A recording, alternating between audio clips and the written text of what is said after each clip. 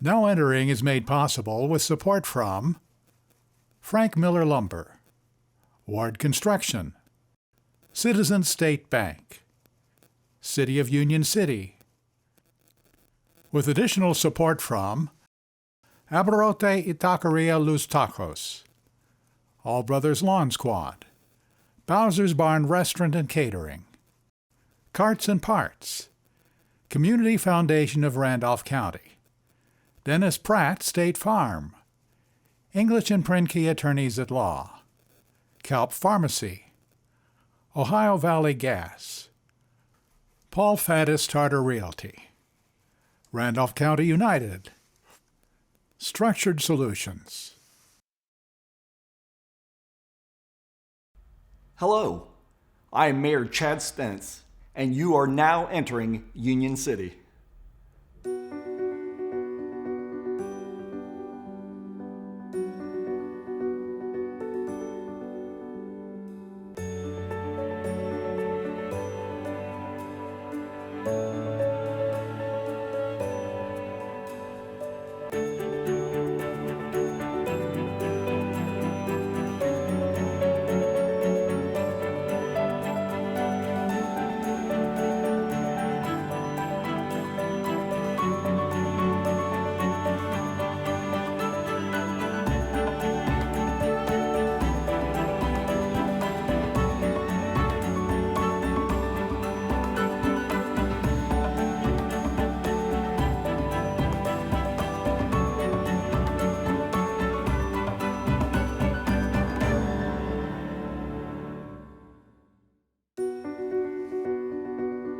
Due east of Muncie, Union City sits right on the border between Indiana and Ohio. Technically, Union City is actually two communities, one on each side of the state line. Union City, Ohio was platted first in 1838, followed 11 years later by Union City, Indiana. Multiple railroads intersected here at the state line, and for much of the 19th and 20th centuries, the railways brought industry and entertainment to Union City. For many decades, the post office was about the only thing shared between the two sides of the state line. Until 2006, Indiana did not follow daylight saving time, making next-door neighbors an hour apart for half the year. Today, however, the relationship has grown into a strong sense of shared identity. The 5,000 people on either side of the state line tend to refer to their town simply as Union City. You'll find residents passionate about their shared community, including educational opportunities, a revitalized downtown, and a community Christmas celebration you'll have to see to believe. You are now entering Union City.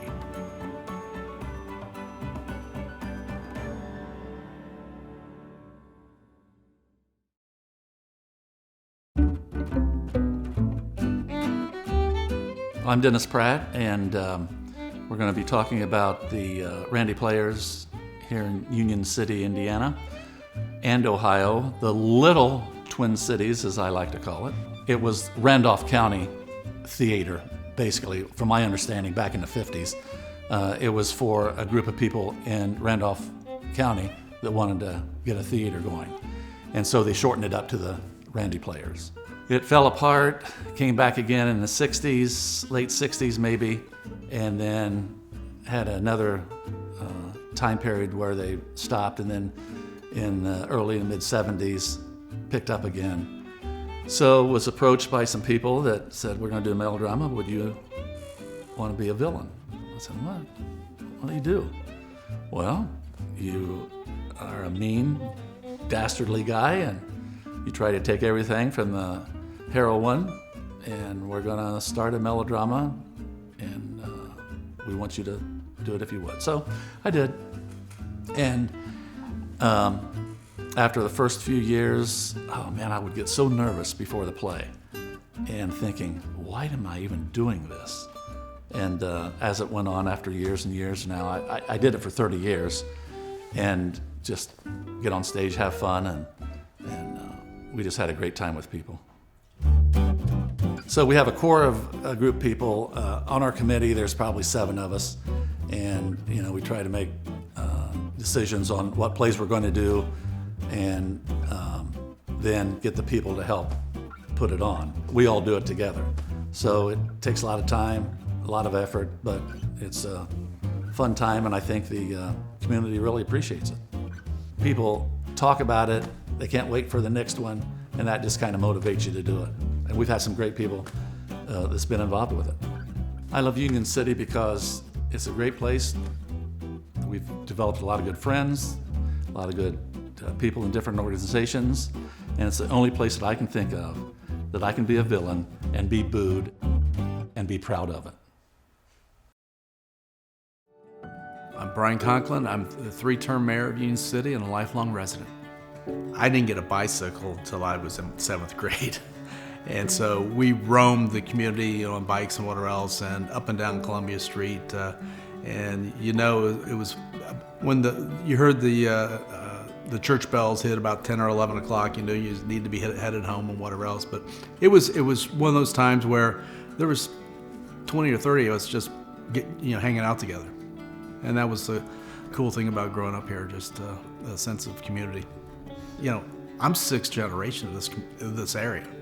I got excited about finding out my wife when I met up with her one night, and found out she was from New Jersey. She was born and raised there. And I got excited because everybody in Randolph County, I'm pretty close to being related to them somehow, some way. My son was in school, and he was in various sports, so we had to spend in the concession stand, and we were standing there. One of the gentlemen I was working with, he was on council. And I was complaining about some of the things that was going on. He goes, well, you need to run for council. And so there's a young lady with me there at the same time, and her son was in sports with mine. And she goes, I want to get involved too. And she goes, well, you need to run for clerk treasurer. So we both ran and we won. I was on council for 4 years, and I didn't see anybody that was really taking an interest in running for mayor, and so I ran. And it was very very tough that very first year, because we lost 50% of our operating budget, and it was one of those things that you had to make a lot of hard choices. 12 years later, when it turned out pretty good, and we had received roughly about $45 million in different grants for projects around the community. The nice thing that happened was the current mayor, he followed my footsteps and just went on cleaning up the downtown, and his projects with the Vision Corner. Really, it's a compliment to this community and what can happen. I love Union City because it's not only home for me and my wife, but my family, my son and daughter. Having both my kids in this area it speaks volumes because of what this community had brought for me. They feel the same thing, and it's the presence of the people that just make this a great place to live. I'm John Schmidt, and I was an instructor at Union City Community High School for 33 years, and just luckily fell into creating the KISS program.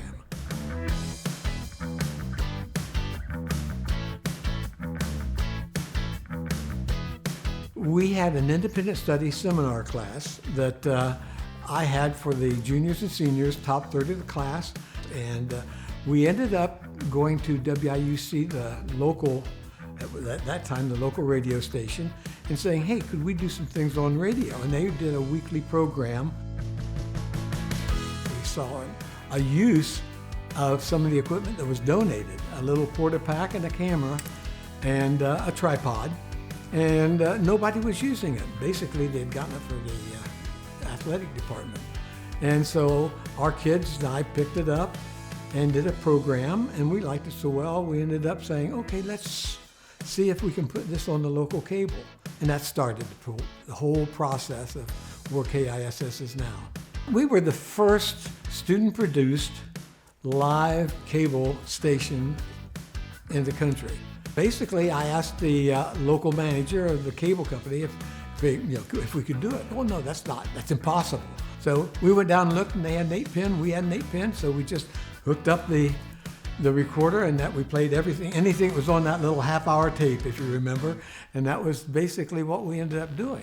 Barb Jeffries for KISS-TV, and with me is the artist-in-residence, Mr. Dan Fruits. And then it wasn't too long until we thought we need some equipment. We'll just collect money in jars.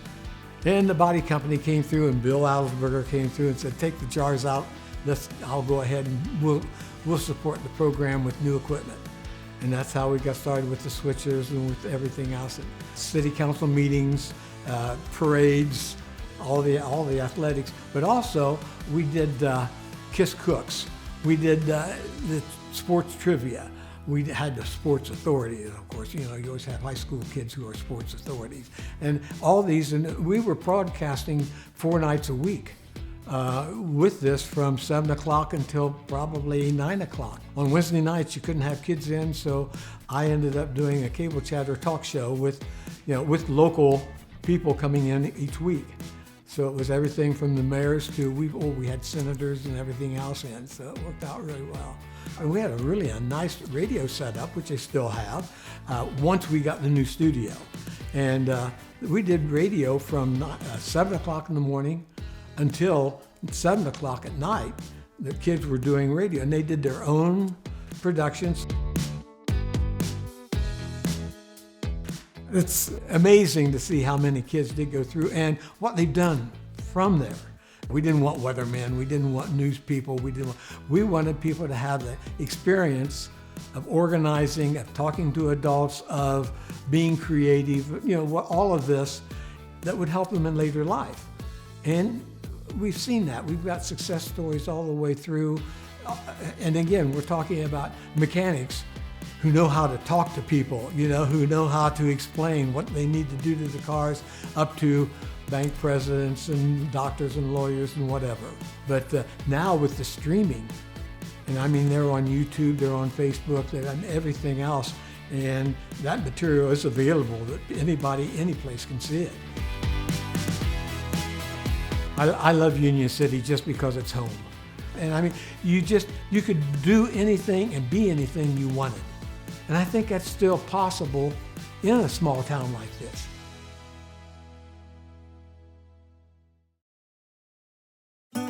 I started coming to Union City about 2 years ago to help the Mississinawa Valley High School do community art projects and teach them photography. So Ashley Osterman is the art teacher there. She got a grant from the Ohio Arts Council to bring in a visiting artist. And it evolved into a mural on a viaduct wall over in Union City, Ohio. And we led the students through a project of what were their feelings and thoughts of community in Union City. And they came up with a theme of day to night and city to country. So the mural depicts country life and city life. And if you watch the sky change in the mural, it goes from daylight to night. The Indiana-Ohio distinction border was invisible to them. They're like, this is the community. And they end up drawing, I believe, 50-some individual drawings of things that they thought represented Union City. It's 10 feet tall by 50 feet wide. So it's a pretty significant size of a mural. But it's on a very busy street with no sidewalks. So it's street and then the wall. And so for unveiling, they blocked off the road, and the fire department and the police department were out cooking hot dogs and hamburgers. We had ice cream, and we blocked off the road, and about 500 people from the community showed up to welcome the mural and look at the mural in details. The students were just so excited because here are all these people in the community seeing their artwork and celebrating it. So they've embraced it, the community's embraced it. Everyone goes out, it's told they drive by, everyone slows down and looks at it when they drive by. So even, a year and a half later, people are still excited by it. Once I got involved with that part of the community and doing that community project, I got involved with Indiana side of Union City and the Arts Association of Randolph County. So they're doing arts throughout the whole county. As I've been working more with Union City, there are established artists. There's the Art Hub, which sells art by local artists. There is the Art Music Entertainment Organization, which does the concerts and things in Union City. We realized there needs to be an organization not taking over them, but promoting the arts from Union City. So we formed the Arts in Union City Alliance, and partnering with the individual artists and artist businesses in the city to promote arts in Union City. To me, art is part of the lifeblood of the community. You can't have a thriving community, in my mind, without art. You can spend all your time being business and keeping the streets clean and all that and making it pretty in terms of looking like a postcard, but you have to have art to give it life. I love Union City because it's a small town with a big heart that loves art.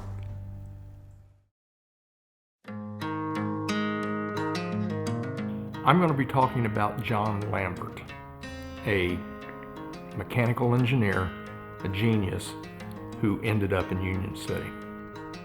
John was always looking at ways to improve the farm machinery. And we're talking about a kid who's between 10 and 16 years old at this time period. And he noticed his dad was harvesting corn with an early corn picker, and he had a lot of trouble with the corn picker. And John looked at it and studied it while his dad was out picking the corn, and when he came back in that night, he said, I think I can fix that. He had made different parts for it, refined the parts, whatever it is he did to it. There's no record of what he actually did to it, but his dad took the corn picker out the next day and it ran flawlessly. And he invented a corn planter after that at 16. That was his first patent. He got a patent for a corn planter that planted 3 seeds at a time. And it worked flawlessly. And that was the first of over 600 patents that he got in his lifetime. His dad then basically funded him to start a business. And he moved from Mechanicsburg to Union City, Ohio to start this business, and he made primarily farm machinery. Why would you move to Union City? And there's one word: railroads. He was smart enough to say there's 7 railroads that meet at Union City, and they are national railroads. And I can move raw materials in, and I can move my merchandise out. The Smithsonian Institute recognizes John W. Lambert as the maker of the first gasoline engine automobile in the United States. He would come out of his factory in the automobile that he had at that time, which was really probably more of a go-kart. But it had a gasoline engine, and he would come up Main Street, turn on State Line, go back out 571, and then turn back to where his factory was at. It was approximately 2 or 3 blocks that he had this test track, and that he terrorized the population driving his automobile. And you got to remember, this was a 1-cylinder gasoline engine, which at that time probably would have been way less than 20 horsepower, and it could not have been very fast. What terrorized him, I think, was you're talking about a rural town kind of in the middle of nowhere in Indiana, Ohio, and they'd never seen or heard anything like this. I met his grandson at one of our skits that we did with the Preservation Society. He drove a Lambert over, and I don't remember now, I think it was like a 1913, 1914 Lambert. And by then, it had taken on the look of a Ford Model T. And we drove around town for probably an hour in the thing, and he said, "You want to drive it?" And I said, "Well, yes, I do." And so I got to drive it for a little while, and it was a great time. He said, "You sound just like the old man, and you have the same personality as the old man." He said, "It's scary how much you nailed it." And so I was very happy that I did that. And this guy was just beside himself. The number of changes that he saw during his lifetime was amazing. I mean, he went from pure horse and buggy to watching the Wright brothers fly in 1903. And he lived long enough to be at the beginning of the Korean War, where they had jet fighters. The steam engine went away, the gasoline engine took over, the diesel engine was invented. The amount of technology that he saw change, and a lot of it was due to him.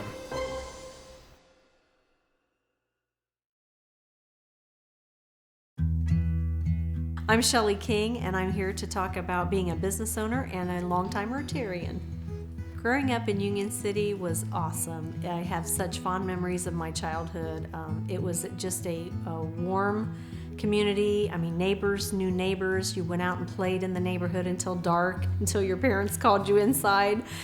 We played tag and red light, green light, and all of that. Everybody knew everybody, and it was a great time. Downtown was bustling. I came up with my parents, and we would shop on Saturday mornings. The stores would be full of people. The sidewalks were full of pedestrians, and the parking, there was no place to park. Every spot was taken with cars, and you could virtually buy anything you wanted in downtown Union City.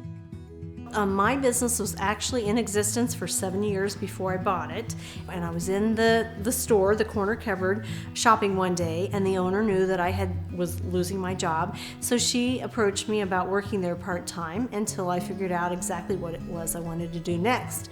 And I loved her store. I shopped there often, and so I said, well, yes, I would love to do that. So I started working part-time, and I had actually only been there a few months when she approached me one day when I was eating lunch and asked if my husband and I would be interested in buying the store. And it caught me off guard. I wasn't expecting that at all, but I thought, well, I'll go home, and I kind of expected my husband to just kind of laugh and say, well, we can't do that. But he said, you know what, you would be good at that. And a few months later, the store was ours. I have been managing it for the last 30 years, and it has just been, it's been wonderful.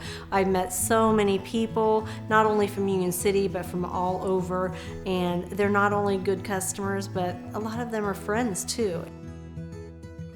Once I purchased my business, I was approached by several former Union City Rotarians, and they all asked me to join. And I was hesitant at first because I really didn't know much about Rotary, and it seemed like it was all, very important people involved and a lot of businessmen, even though there were a few women in it.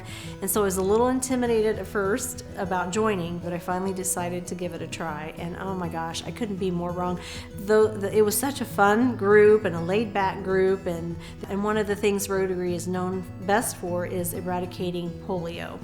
And polio is close to being completely gone from the earth. And locally here, we give out scholarships and we help a lot of organizations. Union City is a great place because not only do we have a city administration who is willing to be there to help you, but the people here are great. Right now especially is a great time because in my 30 years that I have owned my business, I have never seen a time such as this where there have been so many new businesses open, so many businesses renovated, and it's just exciting.